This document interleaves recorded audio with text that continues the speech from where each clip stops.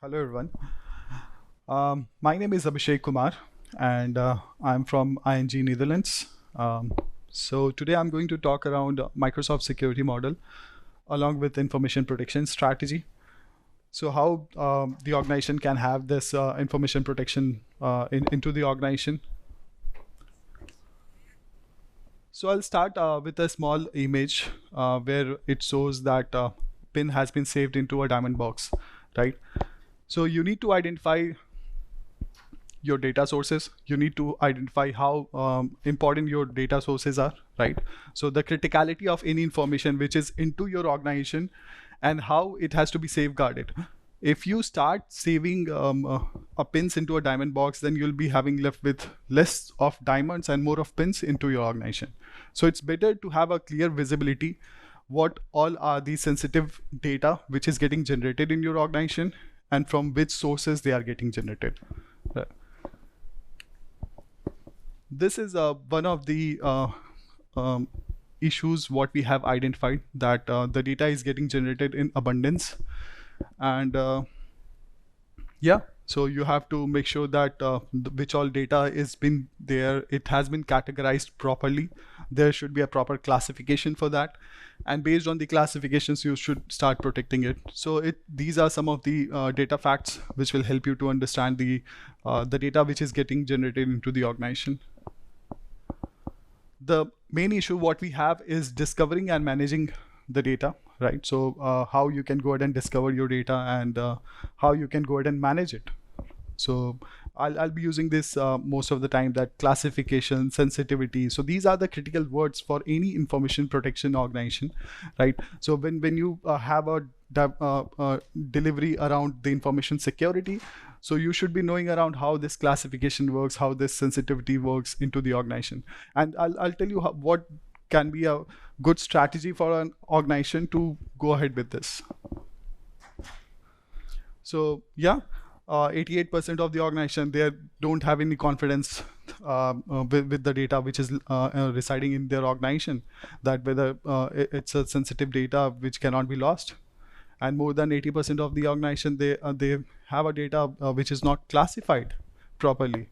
And the information protection is the number one issue for the organization, where it will follow the governance into the organization, that it's following the proper guidelines, what the guidelines organization have and how it is going to be consumed by the users.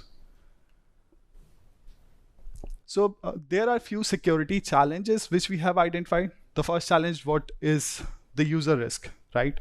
So knowingly, unknowingly, users are not aware that they are sharing some of the critical sets of data into the organization, outside the organization. There can be a leakage, and your user has to be intimated around this, right? You have to be a proper mechanism or tool set into your organization which helps users to identify that they are doing some of the critical data transactions. So that's one of the risk what you have.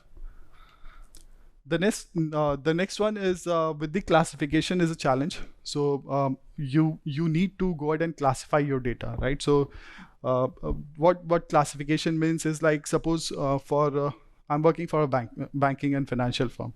For me, the financial data, credit card information, or any banking details, right? The bank details are there. So that is classified as high priority precedence for me. If I'm working for a pharmaceutical firm, then the user details are considered as high priority details for me, right? So for business to business, these classification will be changing up. So according to your business, you need to identify what exactly the critical set of informations are. Then data must be protected outside of your network. So the data will be flowing inside and outside of your organization with the help of collaboration apps. The collaboration apps will be in the form of Exchange, Teams, SharePoint, OneDrive. So any collaboration apps which you are using up, it helps you to exchange the data, right? And the protection which is enabled over there, it should be intact along with that. So that's one of the issues what we have identified, and that will be getting mitigated further. Then compliance and security requirements. So suppose your company has geographic available in different geographic locations. It is available in United States or Europe or Asia, somewhere in China. So they have different regulations which you need to follow, and based on their regulations, you have your security standards defined over there, right? So that will help you to define your security strategy also. So this is also one of the issues which you need to mitigate while dealing with the information security.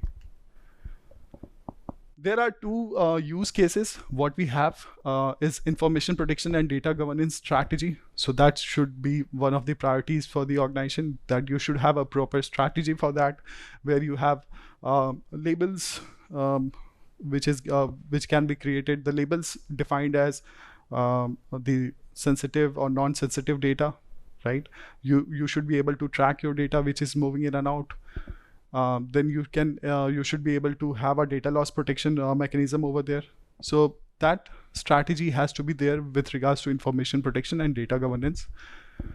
Then protecting sensitive information, you should have data loss protection rules which will help you to safeguard the sensitive data which is leaked out of your organization.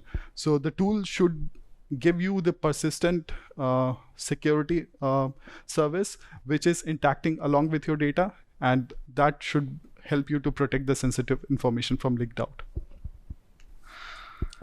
Okay, so the information protection and governance, it follows like these are the 4 pillars. Whenever you go ahead and design the strategy for your organization, these are the 4 pillars which you'll be considering.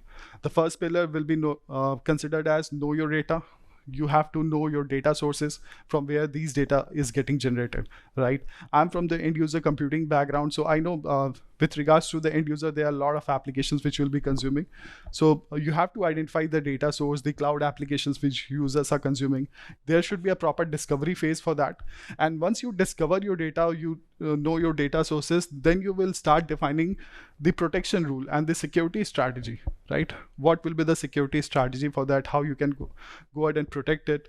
What will be the protection rules, the data leakage rules or something like that? So you start defining and moving ahead to the second phase where you start protecting your data. Then with the protection rule, there is something called as data loss also. So it's not only protecting your data, you have to also identify where it's getting lost to unwanted users, right? Your data is protected, that's consistent protection is there. But if it's still getting lost to someone, then you need to identify how it's getting lost out, what all the open areas into your organization, and how you can go ahead and prevent that. Once that prevention is there, then you need to govern your data also based on the security standards and the compliance rules, right? So you need to have a proper standard followed up over there. You need to have certain compliance standards which has to be defined up, how you want to retain your data, where it will be retained, for how long you need to have retained into your data data servers. So that's something which will be coming up, and you need to follow those governance rules also. So these are the 4 structures which will help you to have a proper strategy for protecting and governing your data. So yeah, in this strategy, the first thing what you have is we have defined this into the 3 critical zones. The first zone, what we call, is as critical applications and data. So when you did your data discovery part, you will be identifying that these are some of the critical data which your organization have, and the strongest control what you are going to apply, it should be applied on the critical application and data resources which you have identified in your organization. So the results what you have identified in the first phase, the strongest control will be applied over there. Then the next control comes up for the enterprise collaboration environment. So it's a collaborative environment where you'll be interacting with a lot of partners, customers, external facing data will be there, right? So here you need to define the data loss prevention techniques, how the data loss can be covered up over there, what all the data transactions are happening, whether it's sensitive, non-sensitive, and based on the hierarchy, you'll be defining your strategy for data loss prevention. And as we have also discussed yesterday, that identity security is the new parameter. You are not confined yourself to a network boundary. You are now working towards the identity security model. So this identity security will help you to identify who all are the external users, what all the services which has to be enabled for internal and external, and how this data transaction will be happening up. So yeah, so that's the collaborative environment. And you don't need to apply the most strongest control over there, because it's also going to impact your users daily usage operation activities, right? So the daily usage operation, if I'm a user, if I'm consuming my Teams and I'm having an interaction with one of my partners, and there suddenly I got a pop-up that this transaction or this chat cannot be continued over there, so it's not a good scenario for me. So in that scenario, we have to identify multiple business use cases, and based on those use cases, we have to define the data loss prevention strategy. So yeah, you can see that the secure collaboration with partners and customers, that will be happening up with outside the organization.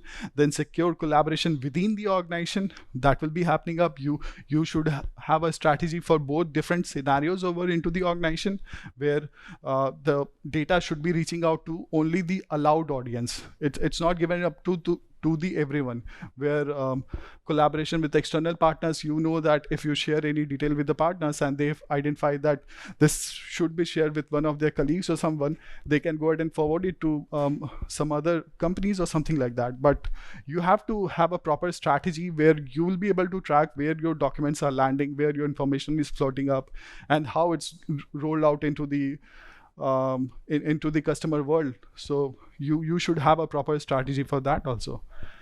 And yeah, automatic classification and centralized management and monitoring services should be there for the critical sets of application. So we will move ahead with the Microsoft information protection, and there we have different type of classifications which is possible. I'll show you ahead. There are some user experience which I have captured and which will help you to gain more understanding around this. So yes, when you have a core structure created up, then it comes around the rules, how you are defining the rules, right? When you create a core structure with the rules, the first thing which you need to define is the baseline protection. And the baseline protection will be applied for all type of data into your organization, rather for those data which has been identified as external, something which external user has shared to you. You will not go ahead and apply protection rules over there, rather than something which is moving from inside to outside, right? So if it is not specifically defined as external, leaving those, you can go ahead and define a baseline protection for all the data sets in your organization. And it's the maximum use of the service what you can have into your organization, right? So you have the services available, and with the baseline protection, you can use it to the fullest into your organization. The next is the sensitive information types, right? Where you have specifically categorized that these are the sensitive information into the organization. And how you are coming up to that categorization, it's based on the classification rules what you have defined, right? So when you go to the classification model, which MIP or Microsoft Information Protection is giving, there is something called trainable classifiers also, right? So you can go ahead and train your classifier to react to those type of documents, and it's something which has been created by the AI intelligence, what the tools are giving up. And there you need to provide certain data sets to those trainable classifiers, and based on that, it will help you to define the classification rules over there, right? So trainable classifiers are there, some predefined classifiers are there, or if you want to create some custom classifier rules for your organization, you can go ahead and create it. Then the highest value data assets, where you have a specialized protection and process. Why the process is coming up? Because process is something where which has to be intimated for the users, and they should be aware that what process they need to follow to have the accessibility of those data resources, whether it's protected, and how it's going to safeguard your organization data to be leaked out, right? So That's the highest value of assets, where you will define this baseline sensitive, and additionally you have a special protection over there. Yeah, so the success criteria, how you will identify that your information protection and data governance strategy is a successful one into your organization. So you need to have a coverage. The coverage has to be there for the structured, unstructured data, backup data, the data which is getting consumed on the cloud applications, because you are not able to track all the applications which users are consuming on the device. As a user, I'll open a browser, I'll go ahead and type in some cloud application name over there, and I'll start using it. So if you are covering all those services into your organization, then that can be one of the parameter for having you a successful information protection and data governance strategy, right? The integration, there are new capabilities which will be delivered, which will be coming up into the market, and you should have an integration capability with those services, right? Where you will be able to identify such kind of security challenge. You should have a capability to detect such kind of security challenge. Then yes, it can be covered over there.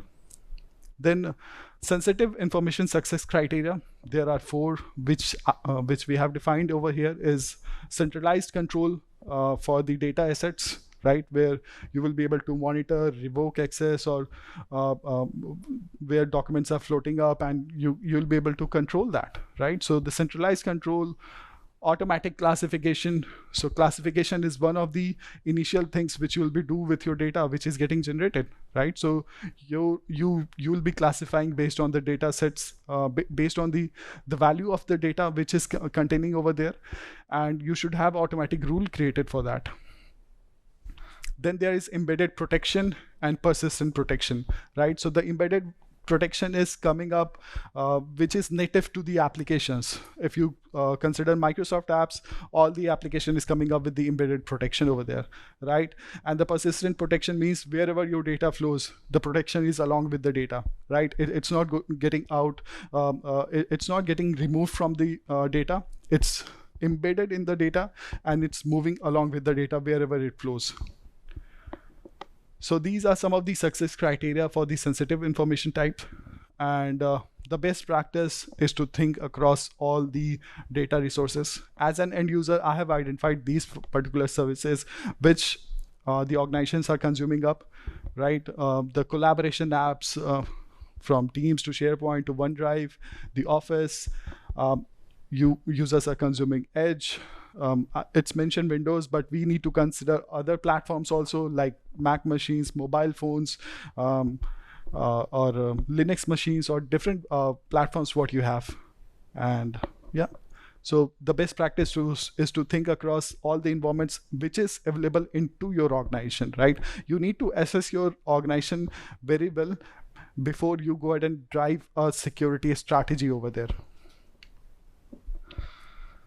So this is a story of a file, right? How this file has been created from the cloud applications, the cloud, and it's there in the format of Word applications or PDF file or something like that.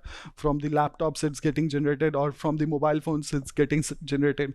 There are some shadow IT services. So what shadow IT is, as an IT officer, you are sitting behind, you are just monitoring what all applications my users are consuming over there into the web browsers, right? So I'll be monitoring that, and then with the discovery phase, I will identify some 1,000, 2,000, 10,000s of applications which has been consumed by the users, what the data traffic has been created over there. So with the help of that, you'll be able to identify the data which is moving in and out of the organization. Then there'll be a controls which will be triggered when you have oversharing of data which is happening with these sanctioned apps. So there's an application called Defender for Cloud Apps, right, which will help you to identify the consumption of cloud applications into your organization. And based on the identification rule, you can go ahead and define these are the sanctioned apps for me. So these are the applications which users should be using up, and these are the non-sanctioned apps. So we are restricting users from consuming these sets of applications.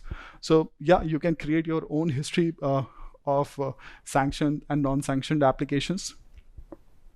And yes, you have Office 365 DLP rules.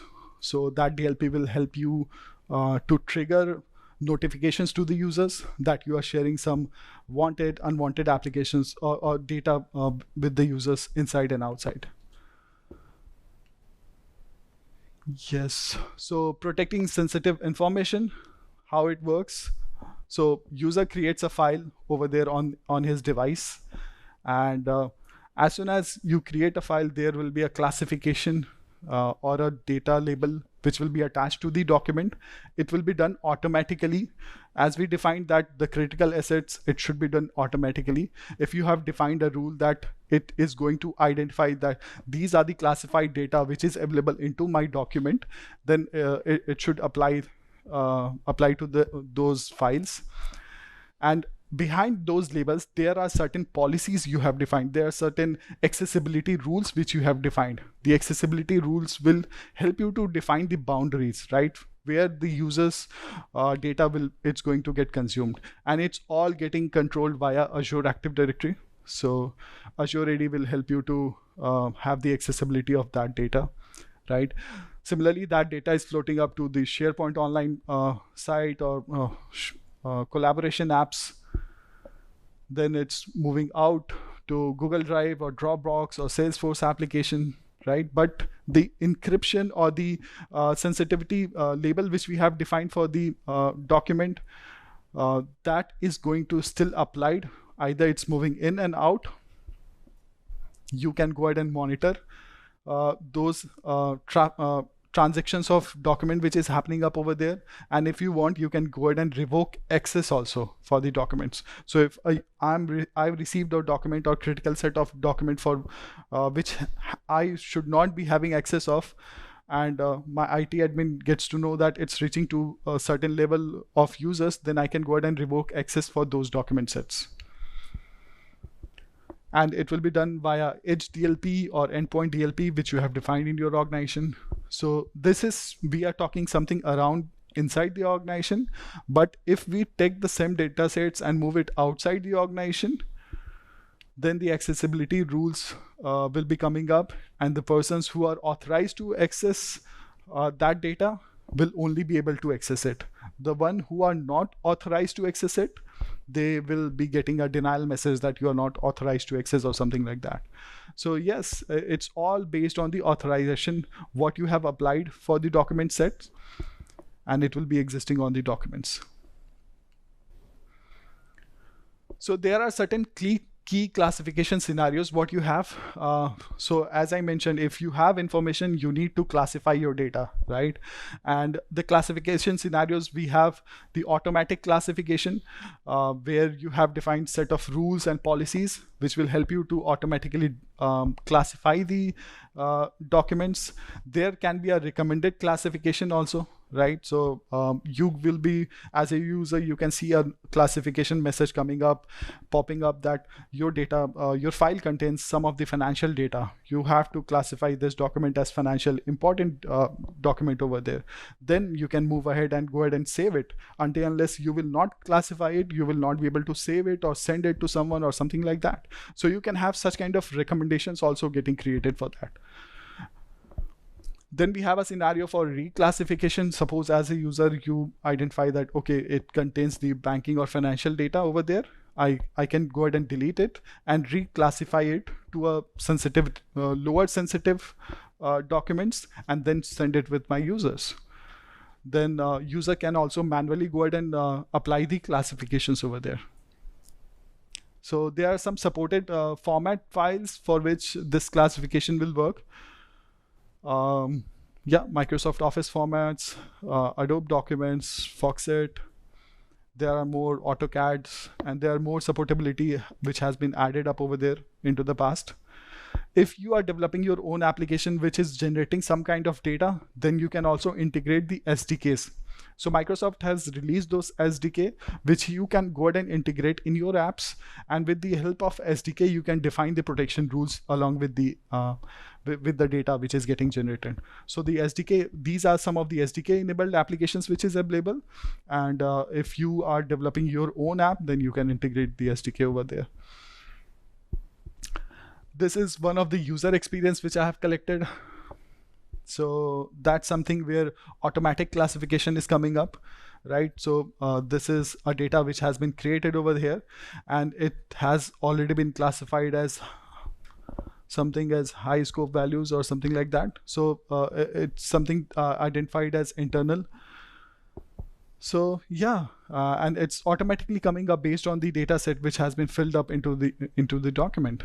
There is a recommended classification which is coming up as soon as you go ahead and give in the details over there. There is a recommendation which will pop up on your screen, and it contains that you are containing your document is containing the credit card details. You need to automatically label as confidential, or you can change it over there. So that a recommended classification which will be coming up. Reclassification, this kind of scenario will be there. Suppose if it is already confidential and you are trying to reclassify that, then give a proper justification of that, why you are trying to reclassify, and it will be delivered to your IT admins, and they will know that there are some reclassification which happened into your organization, and you can verify with the users or something like that. Maybe you can create a different process for that in your organization. So you can go ahead and reclassify the documents also. And there are certain classifications which is available, and if you want to manually do this, you can also have a manual classification available as a to the users. So here you can see that the classification which is available as personal, not restricted, internal, confidential, and secret. So you can select based on the document type which you are creating in your organization. Yes, and this is experience for Defender for cloud apps. So as I mentioned that the shadow IT team will be monitoring what all the applications which has been consumed by the users, right? And you can see it will list out all the applications over there. It will tell you about the traffic of data which has been uploaded over there, or the transactions which has happened, which all the IP address from where it happened. It also gives you the user details, and yeah, you can see when it was last seen into your organization dashboard chart. So based on that results, what you are getting, you can create a list of sanctioned application, unsanctioned application that you don't want, or you don't want to allow users to have an access of that. You can create a list of unsanctioned apps over there, and you can control the accessibility of those cloud applications. Similarly, you want to investigate more details, that who all are the users, which all different type of files which has been uploaded over there.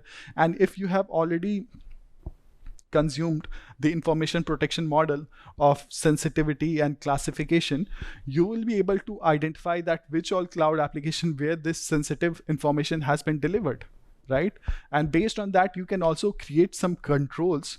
You can create some of the policies that these sensitive information transactions are happening up, and you can go ahead and get an alert that this is these data leakage which is getting performed into your organization, and that alert will help you to go ahead and do the investigation. So there's a scenario for oversharing from sanctioned SaaS app. So if there is like a huge amount of data which is transaction happening up for any cloud application which has been sanctioned by you, so as an IT admin, you will get an intimation for that. You need to create a policy, and based on the policy, you will be getting intimated that there is an oversharing which is happening up over there, and based on that, you can take action along to that IP address, to that user, and you can investigate more on that. Secure the data, not just the SQL database. So this is also the new feature which is coming up with this. Now you can go ahead and start labeling the data into the database, right? And wherever it's floating out, you can go ahead and track it. So there'll be a proper reporting created up for that this sensitive data has been floated out or consumed by some of the applications, and you can start using it. So it's still, I think it's there in the preview mode. Yes, mobile application management. Yesterday we had a talk around the remote work, how you can. Okay, I have 1 minute left. Yes, so mobile application management, it helps you to go ahead and define the security rules defined for those mobile applications. And so these are the SDK integrated apps, which is already available in the app stores. And you can go ahead and control the cut, copy, paste restrictions, and you can create 2 different profiles for that, where corporate data and personal data will be getting controlled. So yes, it's one of the solution for the BYOD scenarios where you have BYOD devices into your organization, and you can control only the apps, not the complete device. And yes, so there's data protection rule for Office 365 portal also, where you can define for the SharePoint, OneDrive accounts, Exchange emails, Teams chats, which is not included here. So that's how you can go ahead and define the policy tips for the users and the DLP rules. You can define the condition, what type of condition which will be matching up against that, what actions you can perform, user notifications, and thank you so much.